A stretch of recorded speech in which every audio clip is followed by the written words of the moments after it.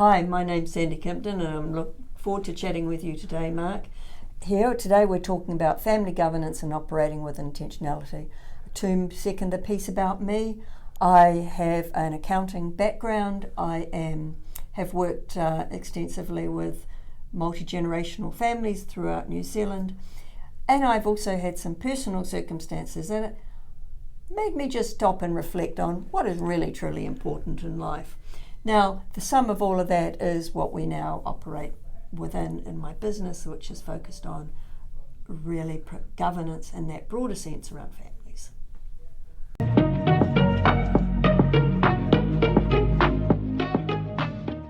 Hi, welcome to Governance Bites. My name is Mark Banicevich, and as you just heard today, I am very fortunate to have the opportunity to spend time with Sandy Kimpton. Sandy, thank you very much for your time. You're welcome. You have a very, at least in this country, very unique approach to governance in that you work with, in particular, the wealth of multi-generational families. And that doesn't necessarily just mean family offices. So my first question for you is, what is family governance? Well, yes, you touched on a number of things there, Mark. It really isn't. A family office that's being talked about quite a lot here in New Zealand is really about the wealth management and stewardship. But I would, pose the question to any family, what is really their definition of success? And governance encompasses so much more than just looking after the money. It really is also about ensuring the human capital are growing as well and are there. Otherwise you end up in a situation where you've preserved the money, but you haven't preserved the family and you haven't preserved the legacy, the values, and really develop the people to really be all that they aim to be. And I would have a statement saying that, true intergenerational success is where every individual is happily thriving in their own right, doing their thing, being a full person in their own right. None are left behind, and the family enterprise as a whole is flourishing. Right. Will answer part of my next question, but I expect there's a little bit more to dig into as well. How is governance in a family business or governance of the family different from governance of a widely held company, whether it's private or public? Well, the business is a business, right? So that's what you're talking about when you talk about being in a governance of a business. Mm-hmm. Within a family, the business is an aspect of the totality. Right. But there is also the values, the sharing of who are we really as a family? What do we really believe in? What do we think? Now, it's not about groupthink and it's not about sitting around and singing Kumbaya. But there are, just like there are values in a business, there are values in a family. Many families don't take the time to think really through what they are. But I would say to the family or to a family, in 75 years' time, who do you want sitting in the room? How are they acting with each other? How are the communications? How is it working together? Are they, that's really what governance is about. That doesn't just happen. Sure, you can focus on the business and the assets may be there, but are the people in the room? It also comes back to what you were saying before about developing the individuals in the family as well. In 75 years, do you want a group of equals from the family sitting around the table, or do you want some inequality because some people are, less educated, haven't had the opportunities that other people have? So and equally, think about some of those words you just used: inequality, fairness, equal, those kind of things. Now, everybody can have the same amount of money. Does that necessarily make them all equally happy? I remember we took a group of young people up around Silicon Valley, a study tour around in there, and had the opportunity to sit with Tim Brown, Allbirds. And his challenge to each of them was, remember to think about what truly makes you happy. Now, and we have this here in New Zealand, what I'm about to say, if actually keeping your business, the next generation's business, if being close to mum and dad, if being near the beach, being near relationship with grandparents is something that's really dear to your heart, why would you want to go and how is success being in the other side of the world with a multi-million-dollar business? Yes. And so, it's those kind of things. Equal isn't necessarily fair. Yes, absolutely. But what you do want, and what I really always, within governance and intentionality with a family, we will often ensure that there are some shared traditions, some shared situations, so that if the whole family is away on holiday together, the member who is a fantastic teacher, loves teaching, lives on a modest salary, and the multi-million-dollar entrepreneur kid can still remember to talk and laugh together and have fun, and their kids equally see each other as equals. Yes, right. What are the biggest governance challenges that are unique to family-owned businesses in these family conglomerates? I think it is recognising, so specifically thinking from a business perspective, recognising that their family is bigger than the business. And I would venture to say the family, the business and the money, obviously it's kind of what makes the world go round. I'm not disputing that. But as I say, what is truly important? If we are just looking after one family member in the business, what about the other siblings? And I'm often sitting on an advisory board or governance board in a family, and I go, but what about the others? Yes. And thinking broader about there is more going on than just the business. Yeah, very much challenges around fairness there, where you might have one or two members of the family that are heavily involved in the family business and other members that are not, and balancing the fairness along those lines would be challenging in itself. How can boards help balance family interests with the long-term sustainability of the business? I think you always have, in my opinion, when I sit on family boards, I'm very conscious that the business is simply a family asset. Yes. And it is not the family itself. Now, what I mean by that is when you're talking long-term, sustainable, it's going to almost sound like a contradiction, but if you have a view that the business is a family asset, then you make decisions with the long-term views of the family in mind while still thinking about what's right for the business. Right. Now, examples of that perhaps would be maybe the right thing to do is put in a bunch of external managers, because then there are no children that are going to have that sort of passion for the business.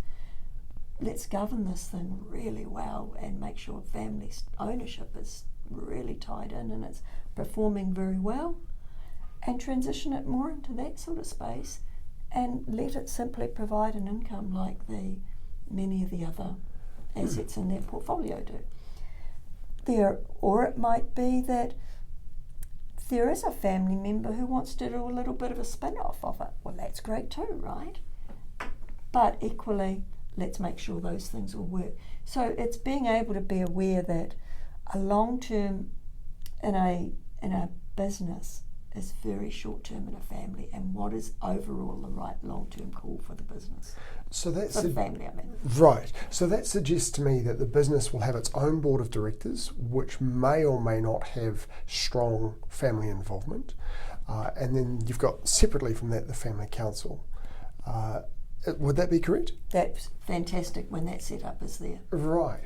And if it's not, at least that board around the table with the business, at least some people have an understanding of that family piece.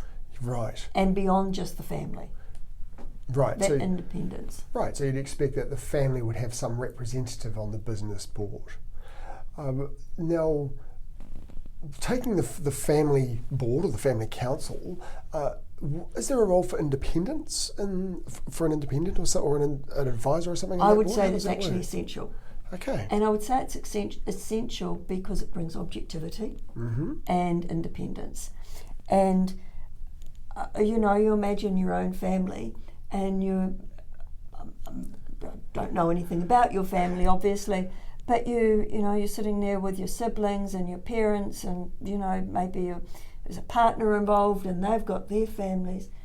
And somewhere through the conversation, you can still remember the person who slammed the door and when X, Y, and Z happened. Which makes it sound like the independent person on a family board could quite often be playing the role of mediator or... Correct. Right. Correct. And it's bringing it back to let's talk about today and let's give everybody else the grace to realise we've all had a chance to grow up. Okay. But that's very difficult to do when you're just the family members. Which does bring me to the next question, actually. How do you manage conflict when the family relationships kind of conflict with the needs of the family business? Really, conflict's about finding where the commonality is. Mm-hmm. Actually, what truly matters. And I heard a great example. We're in a workshop and conference I was in the States, and of course we know that sort of political views really play heavily in the States, and so there was this the case study was where everybody in this generation literally hadn't spoken to each other in 20 years. But what they could all agree on was, what would Mum have wanted? When you actually could get them to the table and quietly work that through. Now, often a role as an independent means that that's individual conversations with a whole lot of people. There's a whole lot of back work that goes on in our roles. Yes. That actually, even to get them all to the table, and then keeping it about what is really important here and finding that point of alignment. When you can find that point of alignment, it's where it actually starts to move forward. I'm finding you remarkably amazing at these segues, because my next question is around practical steps that the family business can take to align the vision for the family and for the business, the values, and also the governance structures. How do you align those things? I would often start with, I think it starts with values. Mm-hmm. And that's having all of the adults in the room when I say this is the family adults. And that might be anybody from 15 years old onwards. But when you can get to the bottom of what those true values are, then you have something to work with. Now, and I'll give an example, and that sometimes can take months, by the way, to get to that point. Yes. Yeah. And we had a fantastic situation with some people I was working with where, and I'll be deliberately vague, obviously, but my kids are just amazing, but kids don't pop out just amazing. And working with those young adults, and them going to the point where, and I had the privilege of hearing a younger person go, "Gosh, I thought our life was normal, but I can see we just need to work at this. Gosh, Dad, that team sport you made me play that I hated, I can see what I've learned through that now. I'm going to have my kid do it." Right. Because and the amazement on their faces when they realised that actually there were half a dozen key things that these very different individuals all fundamentally agreed on. Wow. That's a privilege of my role. That's exciting. Now, when you can so that's step one of a practicality is working with a family and getting that alignment of what's really important to us. Second is situating now flipping into a business mode, being aware in a business what's truly important for the business. Mm-hmm. What role is this business playing in the family? Is it literally just a cash cow? Is it Dad's passion business that Dad wants to keep doing, but what's its really role in the longer term plan? Where do values align or not? Or is it literally just of like one of the bank investments or the house value? So thinking through those logical pieces. So there's two. Yes, right. There's two. Now, at the start of this topic, you mentioned the idea of operating with intentionality. What does it mean for a family or a family business to operate with intentionality? Well, as I say, in my mind, and there's good research backing this up, and this is, as you actually, I'll push across that thing. You made the comment, this is newer thinking in New Zealand.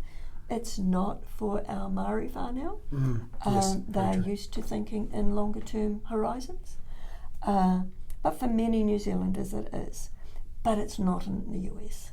No. This is very normal. They're used to, and it's just because there's been this sort of growth for a longer time.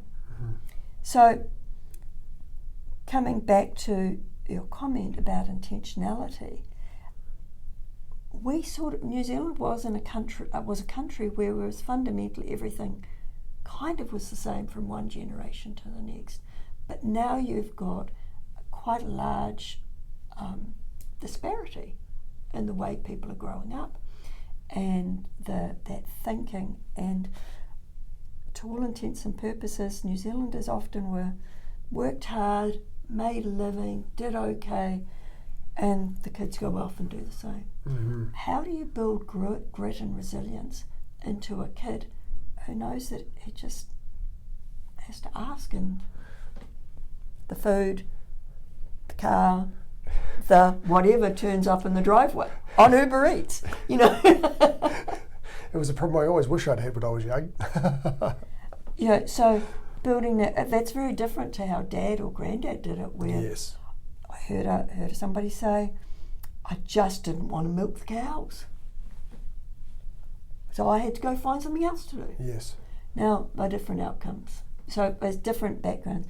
So that's intentionality with families. It doesn't just happen unless you think about, and how do you teach something you don't know or you haven't experienced? And so you have to think intentionally about this, and just like you do with the business. And given the rate of change these days, none of us can expect to have experienced what our children are going to experience. No. So, yeah, very big part for that. How do intentional governance practices contribute to the long-term performance and resilience of family businesses?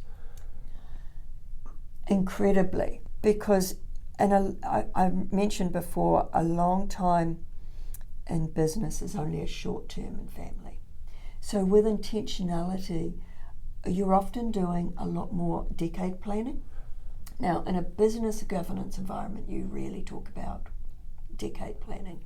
You might, if you're listening to Neil Barkley about Meridian, but other than that, most people are not. But with families and family businesses, you are. Right. Because there may be that sense of what does this where do we want this business positioned in the next 10 or 20 years, as I referred to. And where are we developing the skills for the various upcoming family members, the rising generation? So you mentioned a family council earlier. Often within family councils we'll be sort of sitting having interns around the table. Now they're not interns of learning just about business, they're also interns around learning how mum and dad made decisions, how the family Christmas party was planned and done. Right. Or the family X, Y and Z. It might not, we're not all believers of Christmas, but Family holidays. Yeah, how did that happen? How was it thought through? I mean, would your kids know where to start? Yeah, right. You've, I think, already given me one answer to the next question. There may be others. What lessons can non-family businesses learn from strong family firms that are governed with intentionality, as you say? I think to think longer term, to think in a more sustainable succession planning way. What do we really want for this over the long term? We're often focused on that 3 to 5 year strategic plan, but we have to recognise in all businesses, where are we in the business life cycle? Yes.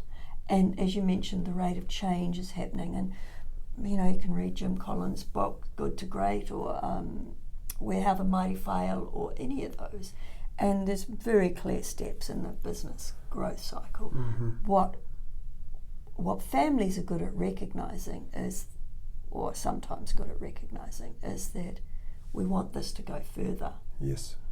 We might only want it to go further as money, or we might want it to go further as something the family holds. But either way, we will expect it longer. Yes. Yeah. And you have to do the same thing in non-family businesses. Are we at this point, I've seen this in my professional career, oh, we're in a mature stage now. We need different leadership. We need a different way of thinking. We need a different thing. Oh, we're in a more sunset situation. How do we reinvent? What do we do? What are our next steps?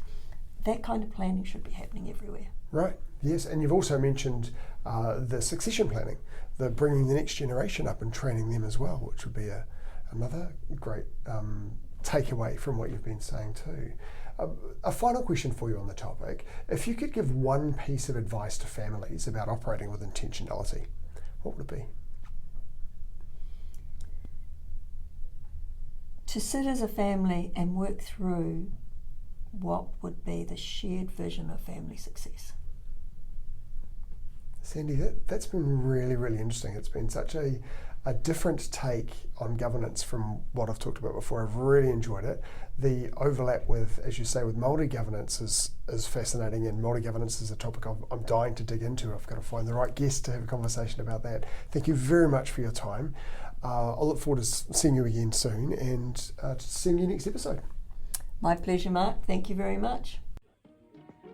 Thank you for watching this episode of Governance Bites.